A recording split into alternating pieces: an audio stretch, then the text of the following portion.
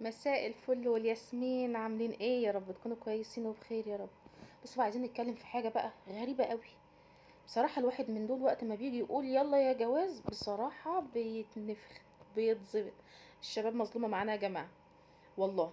لا وكلكم بقى، والموضات اللي طالعه اخيرا دي، لا لازم فوتو سيشن، لا لازم ميك اب ارتست، لا لازم فيرست لوك. لا يا جماعه، وفي ايه؟ وما عادش في كلام عربي بيتقال خلاص، كله بقى اجانب. احنا خلاص بقينا اجانب، صح؟ ما علينا، لازم نقول الكلمه الاجنبي دي عشان نبان ان احنا ولاد ناس.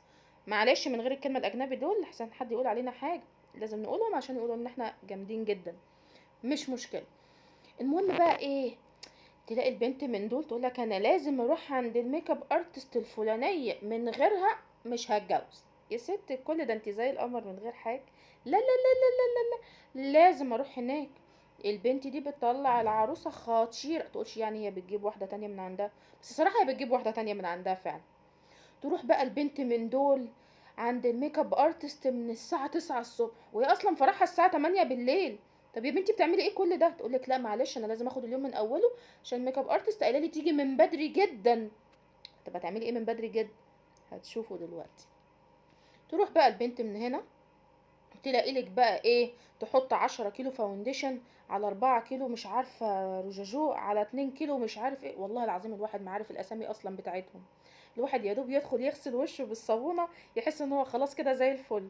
المهم، على ايامنا ما كانش فيه الاسامي الكتيره اللي طالعه جديده دي بصراحه. فالواحد بصراحه مش عارف ايه اللي بيتم. المهم، تلاقي العروسه من دول طالعه. ايه يا بنتي؟ كان في واحده تانية هي اللي داخله. لا لا لا، انا اصلا حلوه رباني، هي بس ابرزت جمالي مش اكتر. ايوه حبيبتي، انت جميله، انت جميله، محدش قال حاجه. المهم يا اختي، انت وهي تدخل العروسه، تدخل البنت دي بقى الصبح بدري كده عند الكوافير. لا احنا اتفقنا ان ما اسموش كوافير، اسمه ميك اب ارتست عشان محدش يقول علينا حاجه. ايوه احنا صارفين ومكلفين. احنا نسينا نقول ان الميك اب ارتست واخده 200,000 جنيه. اه اصل هي هتجيب عروسه جديده من جوه، اللي انتوا هتسلموها الصبح غير اللي هتاخدوها بالليل. المهم، تمسكها بقى غسيل ومكوى، اشي مش عارف ايه علي. والله انا لو اعرف اسمهم هقول عليهم على طول، لكن انا ما اعرفش في اسامي الميك اب اصلا. المهم، تلاقي البت طالعه من هنا جميله. ايه العروسه الحلوه دي؟ ايه القمر ده؟ فين اللي كانت داخله الصبح؟ لا لا لا، دي واحده غيرها. انسوا الكلام ده، دي واحده كده خطيره ما حصلتش. المهم يا اختي، تلاقي لك بقى فجاه كل العرايس طالعين شكل واحد. لا ايه يا جماعه؟ ده انتوا لو رايحين عند نقاش هيعمل ديزاينات مختلفه في الشقه. لا كل العرايس دلوقتي بقوا شبه، بقوا شبه واحد. كلهم واخدين الفرش البني اللي هنا دي، على مش عارف ايه هنا، على ايه نفسي اعرف اساميهم ايه. انا اخر عهدي بالحاجات دي كان كريم اساس وروجوجو. ولما بقى حبيت ان انا اعمل انا حريفه قوي، كان الايلاينر. ياه كده بنت ما حصلتش. فوجئت بقى دلوقتي بحاجات غريبه، اشي فاونديشن ومش عارف والله ما اعرف. والله ما اعرف اساميهم. بس يعني على الله بقى، كان ان شاء الله نبقى نتعلم ان شاء الله مع بناتي ان شاء الله كده، مع ان انا برضو ان شاء الله مش هخليهم يحطوا ميك اب برضه. المهم، تدخل العروسه، تفضل الميك اب ارتست تشتغل في وشها من 9 الصبح لحد 6 بالليل. ده انت لو بتمحري شقه وجايباها من على الطوب الاول كان زمانك خلصتي بدري يا شيخ. ايه ده؟ المهم العروسه تروح الفوتو سيشن بتاعها وتخلص يومها وتتصور وتقضي فرح. تخلص بقى العروسه من هنا وتفضل تتنطط وتلعب وترقص تعمل اللي ما يتعملش، ان الميك اب يتحرك لحظه. لا لا لا لا، مفيش الكلام ده، احنا صارفين ومكلفين ودافعين كتير. العريس الغلبان ده صارف.